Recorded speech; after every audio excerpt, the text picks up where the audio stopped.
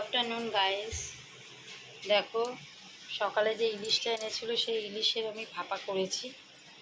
তো সেটা তোমাদের সাথে শেয়ার করছি কীভাবে করেছি। দেখো কড়ার মধ্যে জল দিয়েছি, জলটা গরম হয়েছে, একটা স্ট্যান্ড দিয়ে তার উপর টিফিন বক্সের মধ্যে সব কিছু মাখিয়ে মাছটাকে ভাপে বসিয়ে দিয়েছি। তো এবারে এটা খুলবো। তো গাইস দেখো মাছ রেডি, আমার ইলিশ ভাপা রেডি। পুরো ভাপে মাছটা হয়েছে। দেখো গাইস, বেশি মাছ এতে ধরছে না, বড় বড় পিস, 4 পিস এর মধ্যে ধরেছে।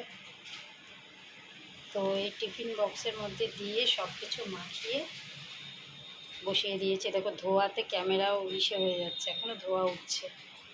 তো চলো গাইস, ইলিশের ভাপা রেডি। কে কে খাবে চলে আসো আর কমেন্টস করে জানাও ভাপাটা কেমন হয়েছে, কে কে খাবে। চটজলদি চলে আসো, এই বৃষ্টিতে ভালোই লাগবে খেতে। আমার তো ইলিশ মাছ ভাজা দিয়ে খিচুড়ি দারুণ লাগে, তো ওটাও খেতে হবে একদিন।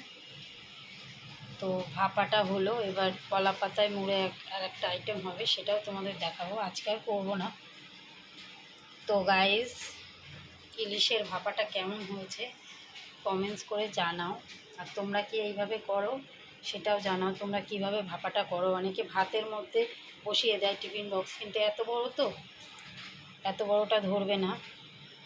তো আমি কড়াই জল দিয়ে স্ট্যান্ড দিয়ে বসিয়ে ভাপে বানিয়েছি।